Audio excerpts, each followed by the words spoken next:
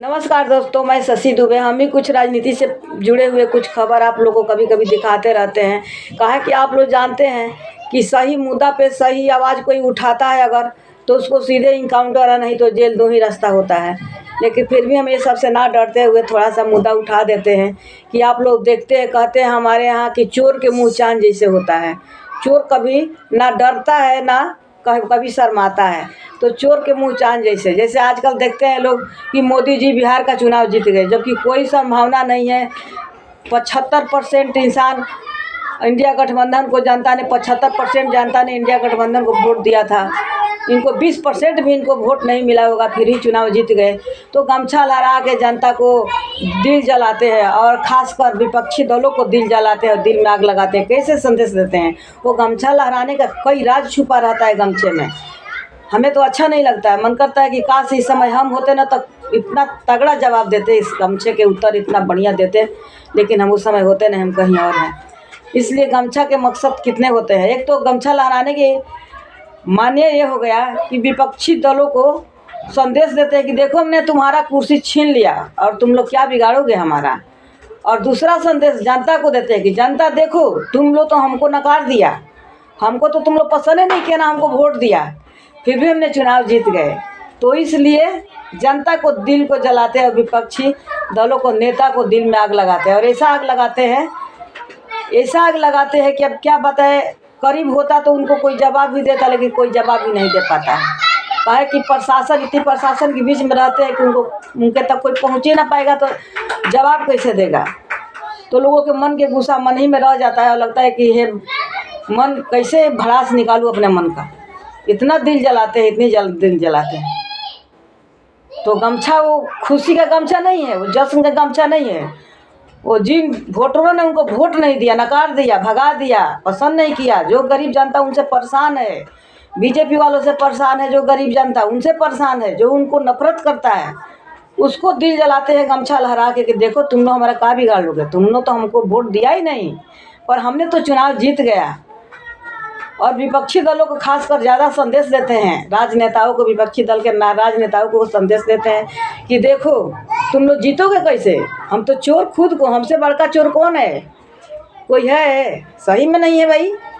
जो इतना 5 साल के इंतजारे को ख़त्म कर देता है 1 सेकेंड में वोट चोरी करके, उससे बड़का चोर कौन हो जाता?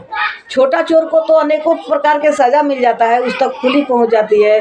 अगर किसी का कोई 5 रुपया चुरा लेता है, किसी कोई पर्स छीन लेता है, किसी कोई मोबाइल छीन लेता है, तो कितना उसका बड़ा सज़ा पुलिस वालों ने देता है।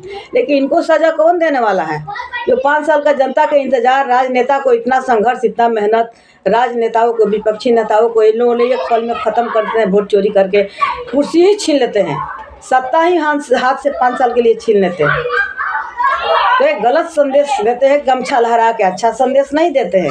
वो खुशी का गमछा नहीं है, उनके लिए खुशी गमछा है, लेकिन जनता के लिए खुशी का गमछा नहीं है। जनता तो जल जाता है उनका गमछा लहराता हुआ देख के, और जनता उनसे बहुत नफरत करता है। उनको तो 80% वोट मिला है इंडिया गठबंधन को, 80% वोट। उम्मीदें नहीं था जितना वोट, जितना वोट और जितना कुर्सी, जितना इंडिया गठबंधन को आना था, उतना उनका आ गया। और 35, ये लोग को, बीजेपी वालों को 35 आना था, लेकिन इंडिया गठबंधन वालों को मिल गया। तो चोरी नहीं तो और क्या है? चोरी करके भी सीना चोरी, क्या गजब हाल है भाई, गजब हाल है। ऐसा तो हमने राजनीति कर, ऐसा आज तक ऐसा प्रधानमंत्री हमने देखा ही नहीं। इतना पहले का चुनाव ऐसे नहीं होता था। पहले बहुत ईमानदारी से चुनाव, हमने भी वोट देते थे, बहुत ईमानदारी से चुनाव होता था। लेकिन आज तो लूट हो रहा है, साफ लूट और डकैती हो रहा है आज के चुनाव। अरे तो करवाते काहे लिए हो? चुनाव करवाओ ही मत। जब तुम्हें जीत ही जाना है तो क्या जरूरी है? जब हर तरह से तुम्हें लूट ही लेना है, तो और दलों को खड़ा करके, चुनाव के नाम पर और दलों को खड़ा करके, और उन लोगों को लाखों करोड़ों का नुकसान करा के, उन लोगों को परेशान करा के, फिर तुम लोग लूट लेते हो। और तो उन लोगों को गोभन देते हो, ताना देते हो, और ऐसा ताना देते हो कि अब जिसके ऊपर तुम्हारा ताना जिसके कान में आता है, जो देखता है तुम लोगों को न्यूज़ और भाषण, वही समझता है कि तुम लोग को ताना कितना बिजोड़ दिल पे गहरा खाई पहुँच जाता है। और न तो मोदी कहते हैं कि ये सदमे से विपक्षी दल का नेता कुछ दिन उभर नहीं पाएगा। अरे तुम 5 साल राज करोगे, 5 साल के बाद भी तुम यही हाल करोगे तो भाई सही बात है कि किसी के बने बनाई खाना तुम लेके खा जाओगे तो उभर कैसे जाएगा विपक्षी दल? नहीं उभरेगा ना, नहीं उभरेगा। कहें कि किसी के पेट पे लात मार दो, किसी के किस्मत ही छीन लो, चौपट कर दो, अपना किस्मत बना लो, जबकि तुम्हें जनता पसंद नहीं करती है। हाँ, चोरी मत करो ना।